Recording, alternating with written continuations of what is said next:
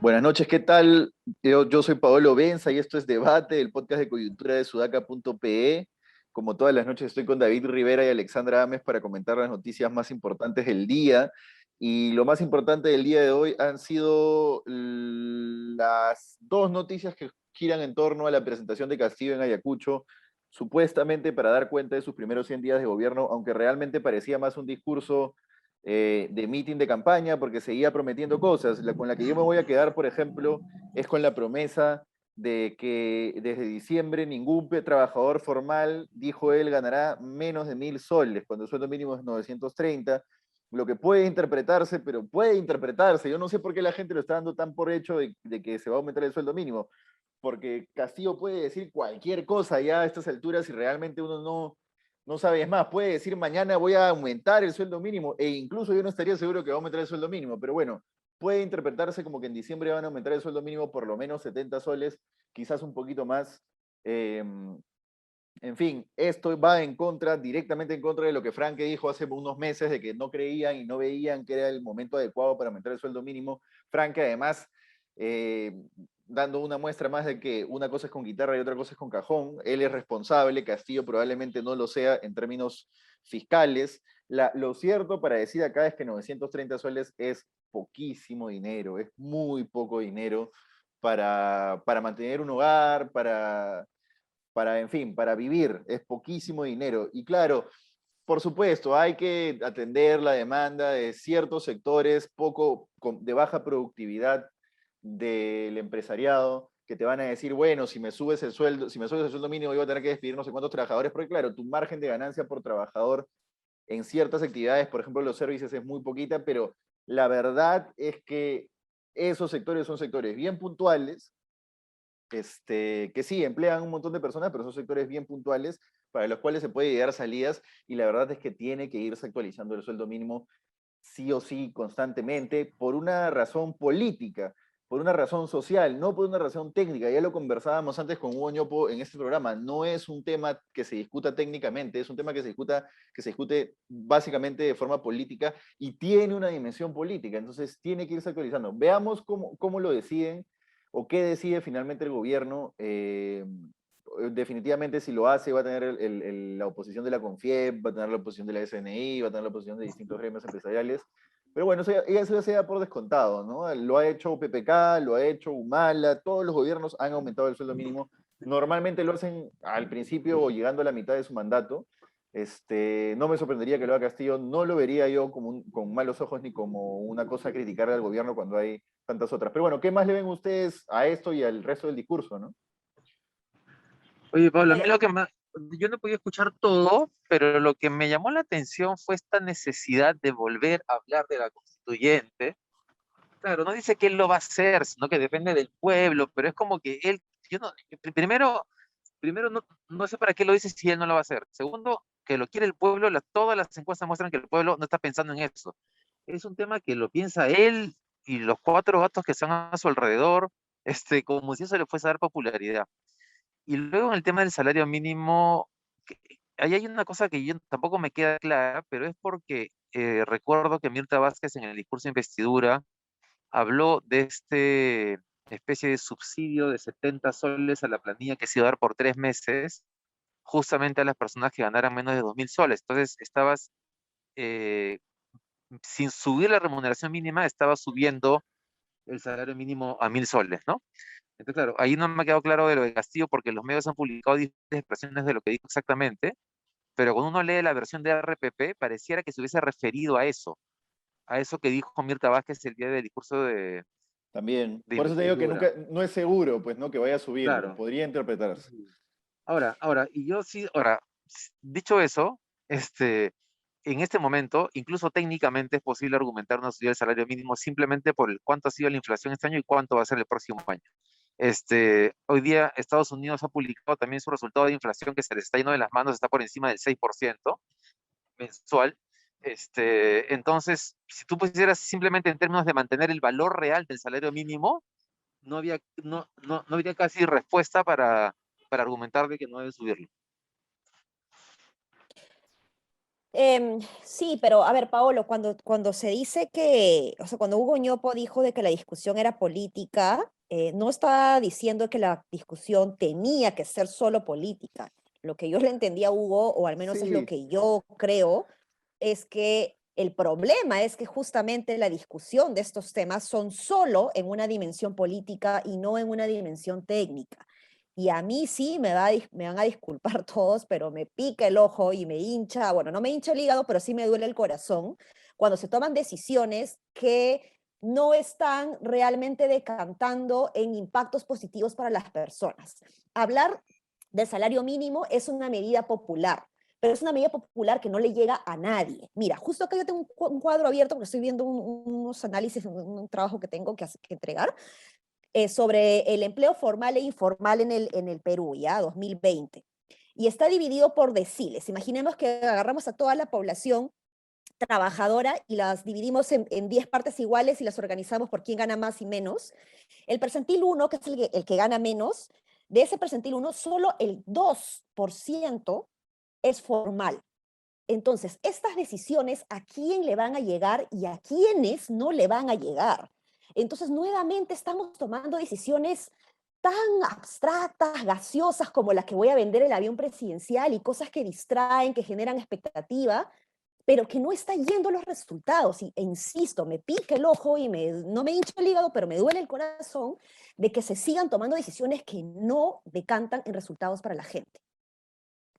ya, pero a ver, varias cositas ahí, ¿no? Hugo Ñopo, correcto, no dijo que la discusión tenía que ser necesariamente solo política. Eso es algo que yo digo, ¿no? Que es aceptar la realidad. La discusión sobre el sueldo mínimo es política, no es técnica, y tiene que tener una dimensión política, social, por decirlo de alguna manera. Porque sí, es verdad que 2 de cada 10 trabajadores apenas son formales y por ende les afecta el sueldo mínimo, no solo porque lo ganen, sino también porque es un fijador de cómo aumentan el resto de salarios. Eso es cierto, pero son 2 de cada 8 trabajadores, perdón, 2 de cada 10 trabajadores, además que tienen familia, además que tienen, digamos que no sé si chorrean es la palabra, pero que tienen interconexión como parte de la economía peruana, y además, insisto, es un mensaje político, y el gobierno tiene que poder manejar ese tipo de mensajes políticos.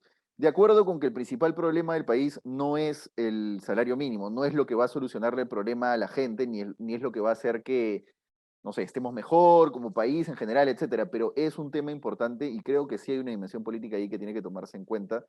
Y bueno, igual atiendo lo que dice David, ojo, que es, también podría interpretarse como que lo que ha dicho Castillo tiene que ver con lo que había anunciado Mirta Vázquez antes y no necesariamente con una subida de salario, ¿no? Oye, creo que ese tema de dividir lo técnico y lo político como si fuesen cosas separadas también es un error. O sea, hay un problema político, Sí, claro. pero tú requieres soluciones lo técnicamente más eficientemente posibles para resolver problemas políticos. Claro. Entonces, el salario mínimo es un problema político, sí, pero que le llegue a 2 de cada 10 personas no me parece poca cosa. Así fuese 1 de cada 10, estamos hablando del 10% de la masa laboral. No, no, no, Entonces, dos de 100. Dos de ya, ok, cada... 2%, pero, inclusive eso ya iba. Si fuese tan irrelevante su impacto, entonces no habría argumentos para decir que aumenta la informalidad. La verdad de las cosas es que afecta a 2 de cada 100, pero que sirve de referente para. Exacto, De exacto. hecho, la ley Pulpín, parte de la discusión se creó justamente por eso, ¿no? Entonces, sí es un referente para las remuneraciones en el mercado en general. Pero es que no es, o sea, es que yo estaría metiendo ahorita un shock de inversiones para más bien capacitar o desarrollar capacidades a todos los informales para que se puedan integrar realmente al mercado y puedan acceder a Eso también hay salarios que de hacerlo, pero calidad, ¿no? eso, pero Es que eso, claro, pero eso, Pero es que no no, se también hace eso hay que hacerlo, nunca. pero, Sí, no son excluyentes, tienes razón, en eso claro, estoy de acuerdo, no son excluyentes. El problema es que no se hace, no se discute del fondo en el cual deberíamos estar discutiendo las cosas para realmente chorrear como queremos chorrear, ¿no? es que o sea, el gran argumento de los gremios siempre es, no hay que subir el salario mínimo porque no le afecta a nadie y entonces hay que preocuparnos de la informalidad. pero la verdad es que para los gremios, por lo menos, esa siempre fue la excusa para que no se sube el salario mínimo. Y si por ello fuera, hoy serían ganando los obreros 430 soles, como De se ganaba en acuerdo, de en la época de acuerdo. Toledo, y ellos seguirían diciendo, hay que preocuparnos de la informalidad. No Pero se preocupan en absoluto. yo no sé si en este momento sea el momento para que los microempresarios que están apostando, que se están reactivando sin reactiva, se vean formales, que hacen un esfuerzo en hacerlo formal, todo formal, porque ya es un parto nada más pagar impuestos, no por el hecho de que pagas, sino por la experiencia que te vende Sunat, es desastrosa. Que te digan que tienes que pagar salarios. O sea, nuevamente, ¿no? Yo no estoy pensando en los grandes empresarios, estoy pensando en el micro que está haciendo su esfuerzo y que está saliendo del hoyo en el que estuvo porque no le cayó reactiva, pues, ¿no? Oye, bien, bueno, pero yendo al tema del populismo, sí me parece populismo lo del avión. Además hay una referencia ahí a por qué los funcionarios públicos, no sé, no me acuerdo exactamente la frase, ¿no?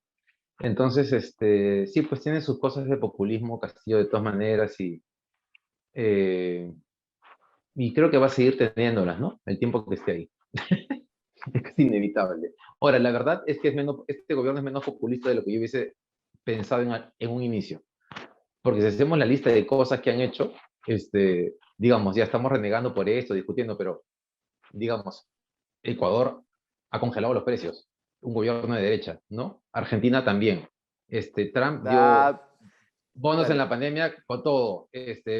Macron en Francia dio bonos con todo durante la pandemia. En el Perú dimos 2 o 3. Entonces, la verdad es que los últimos gobiernos de populista han tenido pocos, a pesar de que la derecha acá cada vez que sale un bono dice populismo, la economía, el déficit fiscal, ¿cuál es la sostenibilidad de las cuentas fiscales? ¿No? Entonces, no me parece que sea el principal problema del gobierno de Castillo. El principal problema del gobierno de Castillo es un desastre, pero no necesariamente que es populista. Bueno, pasemos a más problemas del gobierno de Castillo, ¿no? Y otro problema del gobierno de Castillo que tiene que ver con la presentación de los 100 días de hoy ha sido Mirta Vázquez, ¿no? Mirta Vázquez no ha ido a Ayacucho y bueno, yo tengo claro ya por fuentes con directo conocimiento del tema de que ha sido un mensaje a Castillo de estoy molesta porque todavía Walter Ayala sigue siendo ministro y no se entiende por qué. Es un suicidio, básicamente. Es o un suicidio o vaya a Congreso y asesínenlo. No significa esto que Mirta Vázquez vaya a renunciar. De hecho, bueno, uno nunca sabe, habría que estarle tomando el pulso a la cuestión media hora, cada media hora, para decir si es que Mirta Vázquez va a renunciar o no y poder afirmarlo.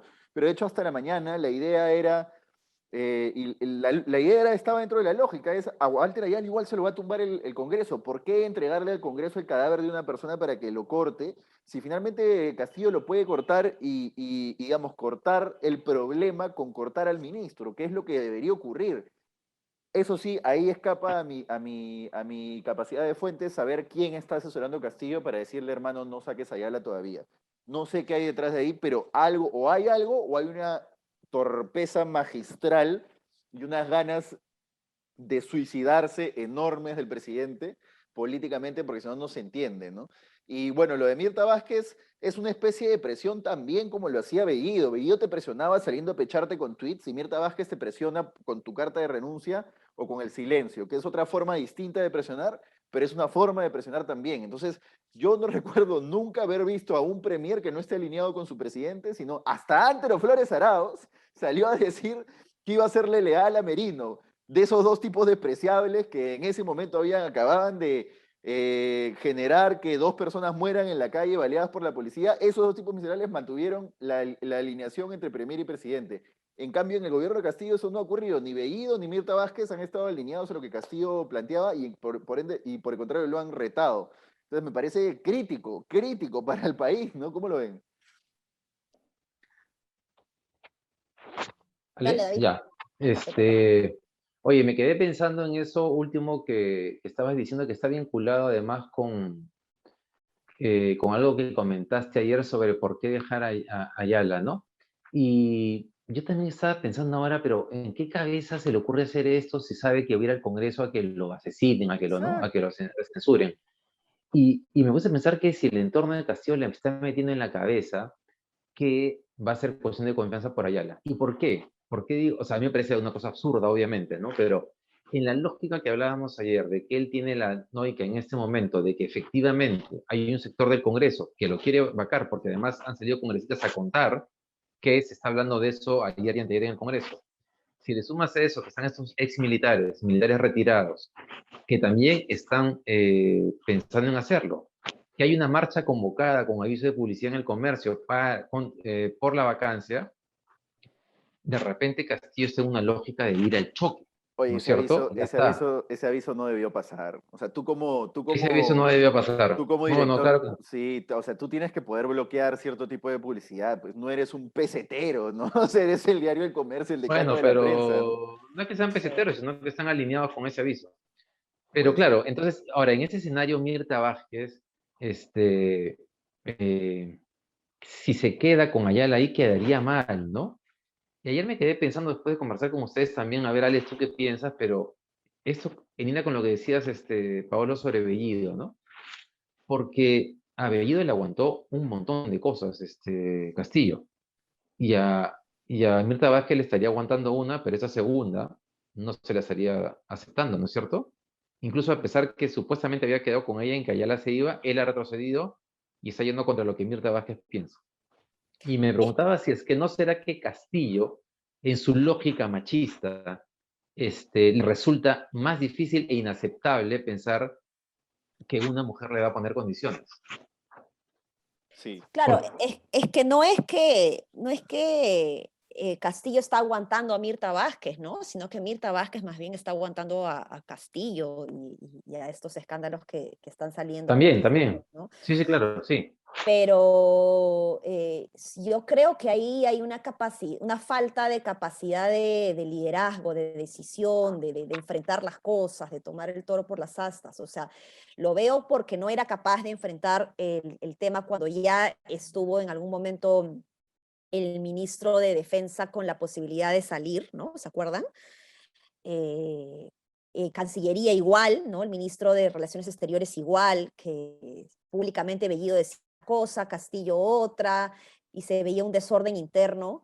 Creo que aquí lo que está faltando es la capacidad de liderazgo de Castillo y claro, tener una mujer al frente que además es firme, eh, le puede sonar raro a Castillo, ¿no? No lo sé.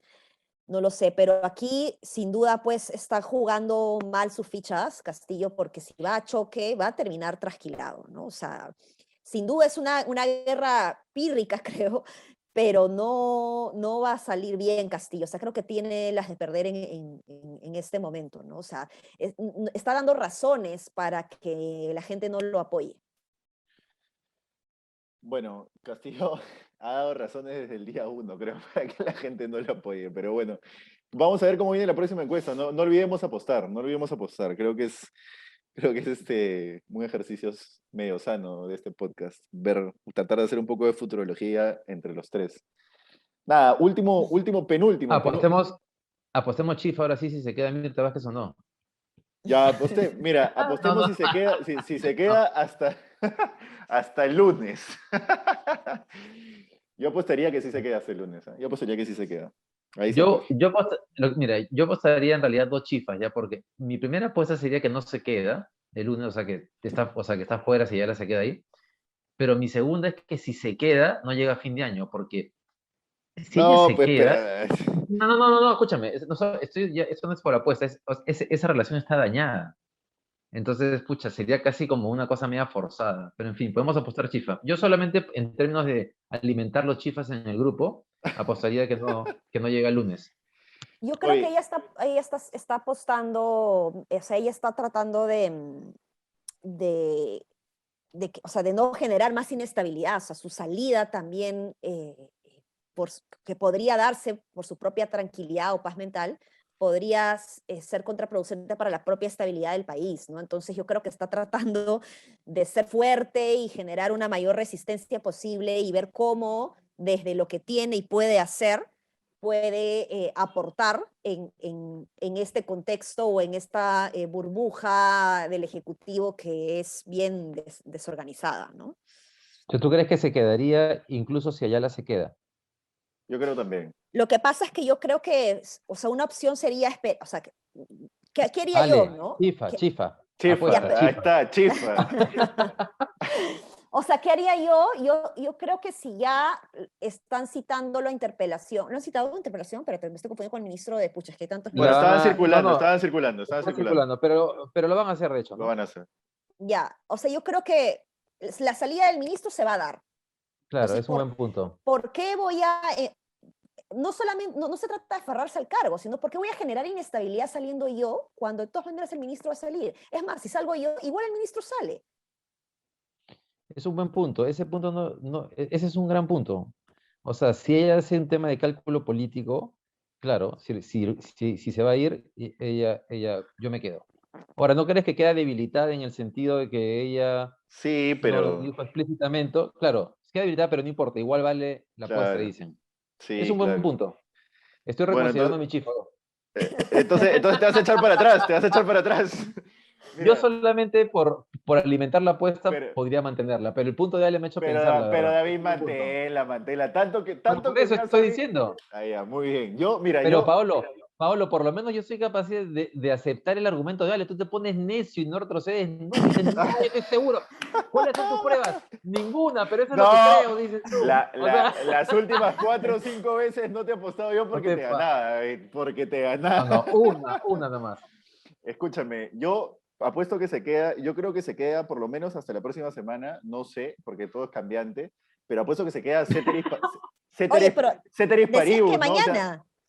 no, pues el lunes, no martes, digamos. No, que mañana, lunes ya dice una semana, 3 semanas por si acaso. Hasta la próxima sí dice. O sea, no, pues el tema es, o sea, la pregunta para hacer la apuesta es, si Ayala se queda, ella se queda, o sea, digamos, hay que, ¿no? Delimitar, porque si no, Pablo Xavier hasta Navidad. Ceteris paribus, pues, ¿no? Si es que Ayala se queda y no sale un escándalo adicional respecto al tema, yo creo que sí se queda.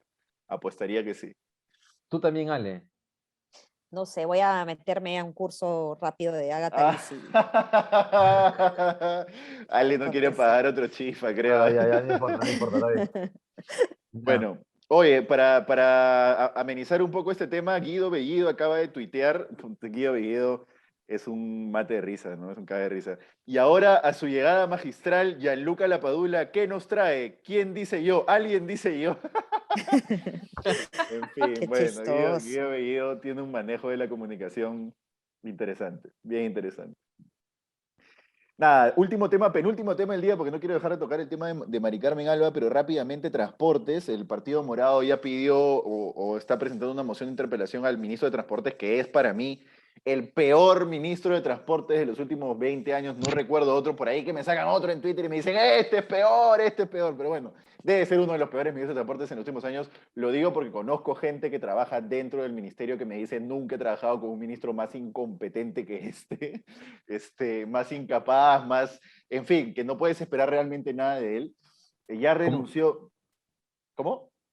No, como en Minedu, digo, que dicen lo mismo. Claro, claro. Ya renunció la nueva jefa de Sutran, que, bueno, aparentemente tenía denuncias por robo en tiendas. Eso para mí no era motivo de renuncia. Sí lo que ha sacado hoy de comercio, ¿no? Que le había dicho a sus subordinados que hagan trabajos personales, etcétera. Ana Jara ha salido con la pata en alto a decir que lo que ha hecho el ministro de Transporte es una falta de respeto, como tiene que ser. Una falta de respeto, pero en general a país, ¿no? Y yo creo que si es que hay que bajar su ministro es ese hoy, mañana mismo, habría que interpelarlo, censurarlo, de una vez terminar con ese drama en la cartera, porque señores, el transporte nos afecta a todos, no hay ciudad que avance si no tiene un sistema de transporte mínimamente decente, le hace la vida miserable a la gente, el sistema de transportes, o sea, la combi no es, o sea, tú mantener a las combis operando no le estás haciendo un favor a ese pueblo que tanto menta el presidente, porque el pueblo maneja la combi, no, el pueblo viaja en la combi, hecho una desgracia, apachurrado como una basura, diciendo las mochilas adelante. O sea, eso no puede continuar, ¿no? En fin, ¿cómo lo ven? Oye, pero las mochilas hay que poner adelante, Paolo. Sí.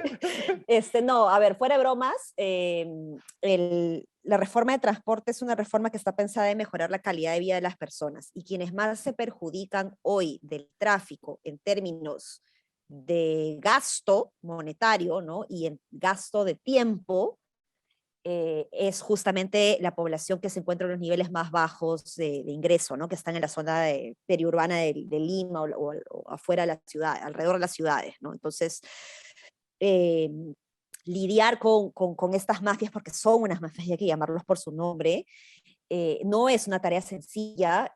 Ayer se preguntaban varios tuiteros que decían, oye, pero ¿qué ha hecho María Jara? Pues contener, creo que ya es algo bastante en un país en donde se intenta hacer reformas y los contrarreformistas terminan siendo más poderosos, ¿no? Entonces, contener más bien las contrarreformas termina siendo un paso valioso, ¿no? Y en esa lucha creo que hay que generar muchos más aliados dentro de los líderes de opinión y medios de prensa, etcétera, para que realmente se pueda ejercer la presión suficiente para que el Estado pueda agendar por fin una reforma que la gente se merece, ¿no? Sí, eso también da para una apuesta. Imaginemos que, no, es que yo sé que acá estamos renegando porque el gobierno, pues, es el ministro de Transporte, pero digamos, el fujimorismo podría estar haciendo exactamente lo mismo y podría estar transando con los transportistas informales también, sin ningún problema, ¿no? Entonces tengo la duda de si la determinación que va a haber para censurar a Ayala, por ejemplo, habría para censurar a alguien como Silva. Y la verdad es que con ese congreso lleno de partidos chichas, informales, tengo mis dudas.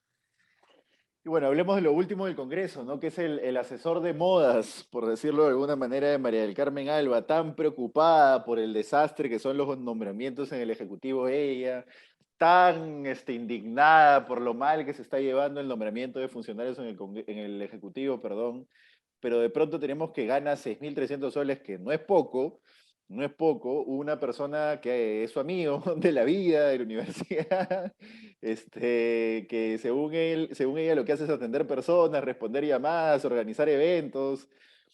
No sé si es que uno llama al despacho de Mari Carmen Alba y le responde, Cabiese, se apellida esta persona, ¿no? Como acá tengo el nombre exacto, Carlos Cabieses Bertoni, que es un conocido modista, ¿no? Es un conocido ex modelo y hombre de alta costura que hoy trabaja en el Congreso, nadie sabe por qué, nadie sabe con qué capacidades, si bien el hombre está graduado de abogado y es un técnico, pero nadie sabe realmente qué puede aportar con su experiencia profesional y con el rubro al que se ha dedicado a eso. Bueno, de repente Mari Carmen Alba tuvo la oportunidad de aclararlo y no lo aclaró. Lo que dijo es que se dedicaba a ciertas cosas que no tienen mucho sentido, como dice Martín Hidalgo, para atender personas y organizar eventos existe un área de protocolo. Lo de las llamadas, realmente no creo que él conteste las llamadas en el despacho, así que bueno, en fin, así el Congreso va a perder una partida que tiene pues para ganarla 5-0, ¿no? Porque con ese ejecutivo enfrente que se pelea premier con presidente, que tú no puedes hacer las cosas bien, da cuenta de que eres absolutamente una desgracia, ¿no? Sí, y además uno comienza a pensar, ya, te quieres bajar a Castillo, después a Dina, entonces la presidenta va a ser la que contrata a su modista como su asesor en el despacho.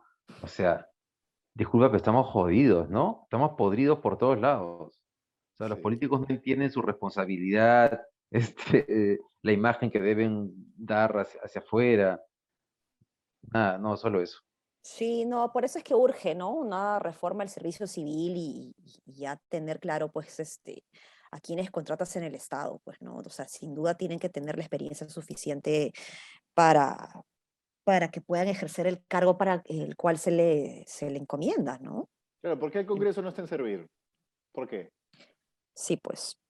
No, y de hecho tienen una ley interesante, o sea, si están en planilla, ¿no? Algunos, de confianza, tienen un buen seguro. Sí, tienen buenas prestaciones laborales, pero no buenas decisiones. Bueno, nada, eso ha sido todo por hoy. Una última cosa a rectificar. Yo ayer me equivoqué, dije que el tema de Scotiabank no hubiera, digamos, hubiera prescrito si se declaraba inconstitucional el DL 1421. En el caso de Buenaventura y Cerro Verde sí es correcto, pero en el caso de Scotiabank no, es un proceso distinto, que no tenía nada que ver con eso, así que aclaro hoy, todo lo demás era correcto. Pero bueno, eso en específico no, así que aclarado está. Nada, nos vemos mañana y esperemos que... ¿Hemos apostado? ¿Hemos finalmente apostado o no Es No que, hemos apostado no hemos nada. es que apostado? todos hemos dicho el lunes, pues, así no vale. Ay, ay, ay, ay, ay. Está bien, está bien, está bien. Bueno, nos No, vemos no, mañana. yo la verdad que no, yo la verdad que no estoy seguro qué va a pasar, pero ya, eso nada más. Está bien, está bien. Nos vemos mañana. Muchas gracias a todos por escucharnos y ya, hasta mañana. Chao, chao. Hasta Nos mañana, chao, chao. vemos.